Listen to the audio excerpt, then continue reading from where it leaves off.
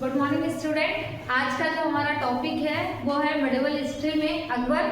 क्योंकि जस्ट इसके पहले हम लोगों ने देखा कि हुमायूं की जैसे डेट होती है वैसे गद्दी पर अकबर बैठते हैं। अकबर को भारत का एक महान सम्राट कहा जाता है। तो आज हमारे चर्चा का विषय है अकबर।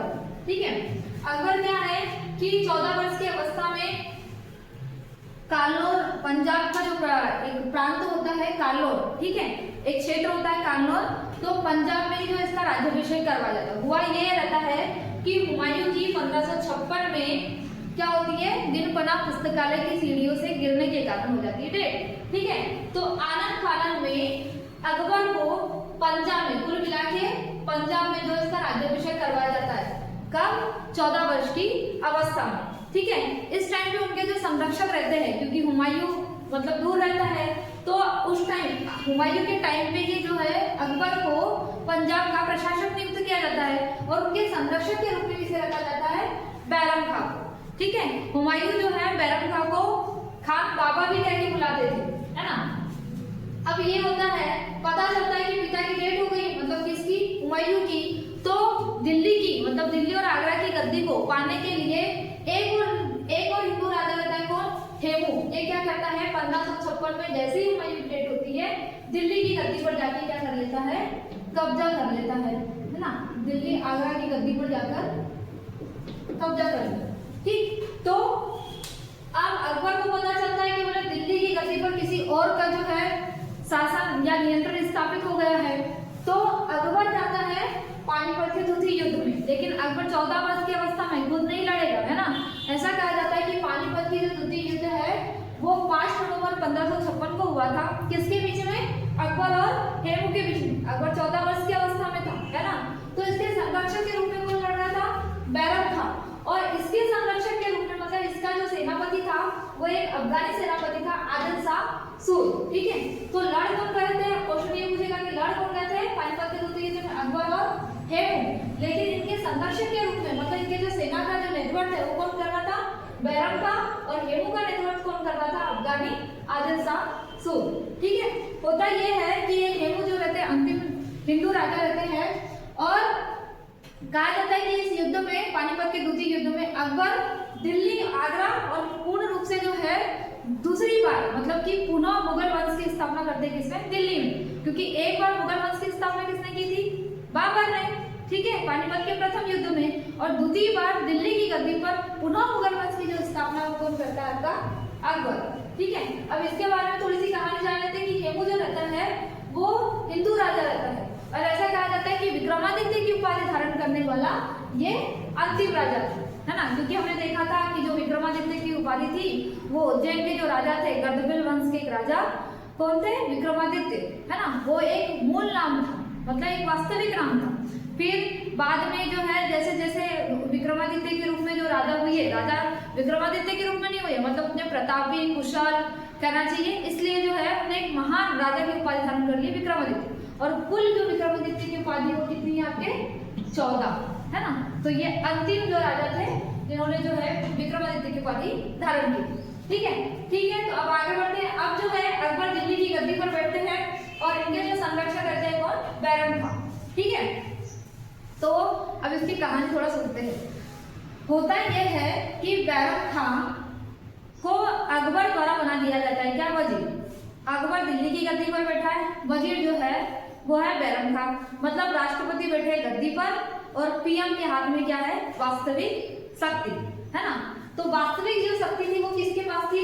बैरम खां के पास में। 1556 से 60 की ईस्वी में अगर मैं बात करूं तो बैरम खां द्वारा बहुत अच्छे अच्छे काम भी किया जाता है, जैसे साम्राज्य का विस्तार किया जाता है ना, विकास भी किया जाता है। लेकिन बैरम खां रहता है क्या? सिया मुसलमान। ठीक है, कौन सा मुसलमान रहता है? सिया। और आप जानते हो कि मुसलमान की 2 कैटेगरी जिसमें जो लड़ते ही रहते हैं, एक सिया मुसलमान और एक सुन्नी मुसलमान। अगर आप पश्चिमी एशिया को अगर देखें, है ना, Saudi Arab, UAE, Kuwait, Iran, Iraq, Pakistan, Afghanistan, Uzbekistan, तो ये वाले जो क्षेत्र है इनमें से कुछ सिया मुसलमान है और कुछ सुन्नी मुसलमान है, जो कभी जो है बीच बीच में लड़ते रहते हैं, भड़कते रहते हैं ना। मुस्लिम के बीच में भी नहीं चलते रहते हैं लोगों का, मतलब भाई एक भाई वाला जो है नाता भी नहीं है। तो कुल मिला के बैरम खां एक शिया मुसलमान रहते हैं और इसी के दरबार में कुछ जो है सुन्नी अमीर भी रहते हैं, है ना। तो बैरम खान जो अपने आप को वजीर मतलब पीएम समझने लगता है, तो ये अकबर को भी नहीं पूछता, जब वो काम करते रहता है तो अकबर को भी नहीं पूछता, है ना। अब ये जो सुन्नी मुसलमान रहते हैं अकबर को बताते हैं बैरम खान अच्छा है अच्छा अच्छा है, तो ये मतलब कहना चाहिए अकबर के क्या हो गए, कृपा पात्र लोग हो गए ना।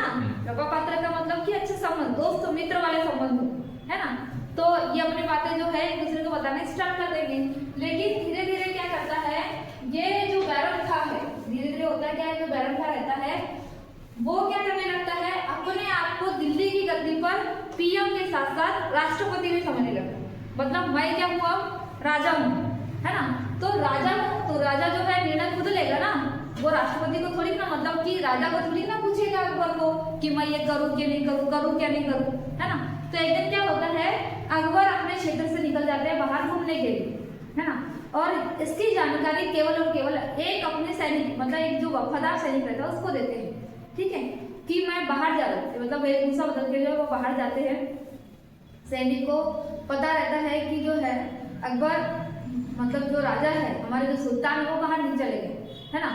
तो बैरम खान आता है, वो पूछता है कि बोले अकबर कहाँ है, तो कोई नहीं बताता कि बोले अकबर गए कहाँ, क्योंकि वो वेशभूषा बदल कर जो है रात के टाइम पे ही निकल जाते हैं। केवल वो एक सैनिक जो उसको वफादार सैनिक रहता है अकबर का, उसे ही पता रहता है ना।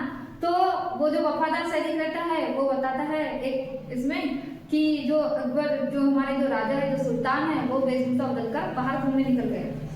तो वो बोलता है कि ये चीज तुमको बताई, मुझे क्यों नहीं बताई, है ना। ये चीज तुमको बताई गई है, मुझे नहीं बताई गई है। तो इसी के चक्कर में मतलब कि ऐसा लगता है कि उसे कि मतलब कहना चाहिए कि ये चीज गलत है, मतलब एक सैनिक को बता दिया गया लेकिन मुझे नहीं बताया गया। तो सैनिक की जो है दोनों आंखें निकाल दी जाती है।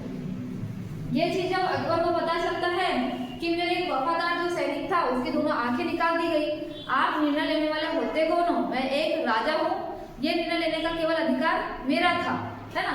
तो इसी के बीच में जो है खटपट शुरू हो जाती है।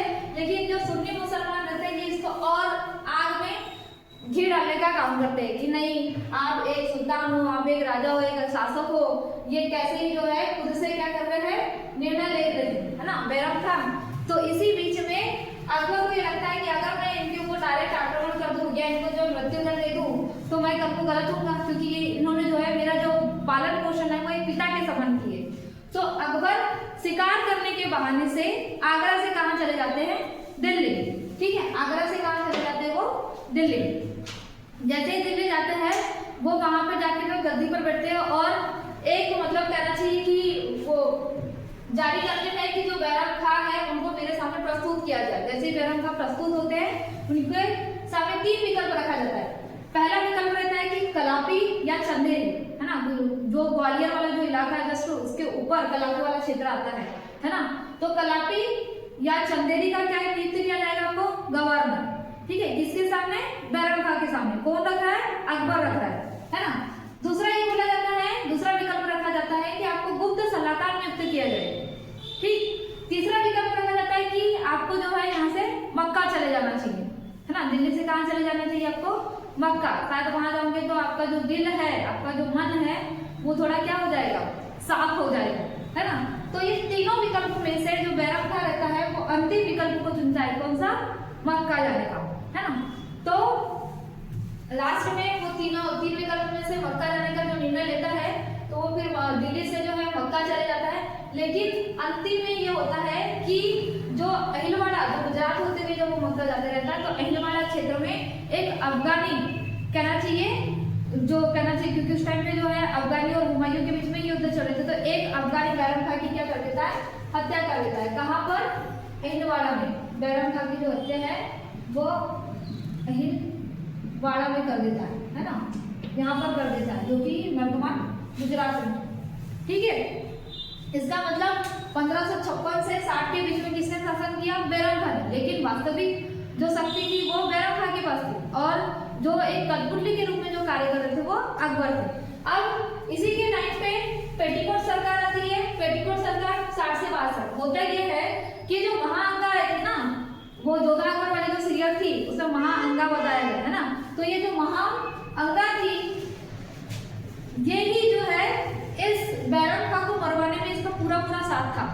भड़काने में, है ना, कि बैरम खां जो है ऐसा कर रहा है, ऐसा कर रहा है, तो ये अकबर को जो उसकी चुगलियां बताया करती थी। ठीक है, तो कुल मिला के ऐसा नहीं कहा जाता कि एक अफगानी ने मारा था। बैरम खां का एक आदमी था, सॉरी महामंगा का एक आदमी था जिसने जो है इस गणेशी बैरम खां को अहिलवाड़ा में जाकर मारा था। अब 60 में जो बैरम खां की मृत्यु हो गई है। अकबर के पास इतना जो है दिमाग नहीं है, दिमाग तो है लेकिन उतनी एज नहीं है ना। तो होता यह है कि पेटीकोट जो सरकार है, पेटीकोट सरकार में कौन रहती है आपकी, महामंगा। तो 2 साल तक के जो है अकबर किसके नियंत्रण में काम करता है, आपके महामंगा के नियंत्रण में। ठीक है, महामंगा जैसा बोलेगी वैसा करेगा, जो निर्णय लेगी उसके हिसाब से जो है निर्णय लिया जाएगा। तो इनका जो एक पुत्र रहता है आदम खां, है ना, इसका जो पुत्र रहता है वो रहता है आदम खां। आदम क्या कर देता है, वो अकबर के जो एक वकील रहते हैं आदम खां, इसकी हत्या कर देता है। ये जानकारी पता चलती है अकबर को कि बोले मेरा जो एक वकील था आदम खां, उसकी हत्या कर दी गई है। तो ये क्या करता है, आदम खां को एक कहना चाहिए कि जो ऊपर वाला जो इलाका ना मंजिल, उससे जो है इसे नीचे फेंक देता है, नीचे फेंक देता है ना। नीचे फेंकने के कारण इसकी क्या हो जाती है, डेथ हो जाती है। नीचे फेंकने के कारण इसकी डेथ हो जाती है। ये महामंगा को पता चलता है कि इसने मेरे बेटे का क्या कर दिया, मार डाला है। तो उसके शोक में ये महामंगा 40 दिन के शोक में जो है मर जाती है, इसी शोक में। उसको शराब भी देती है अकबर को कि जब तेरा बेटा होगा तो वो भी जो है जैसे ही पैदा होंगे तो किलकारी तो सुनेगा, लेकिन जो है वो भी पैदा होते ही मर जाएगा।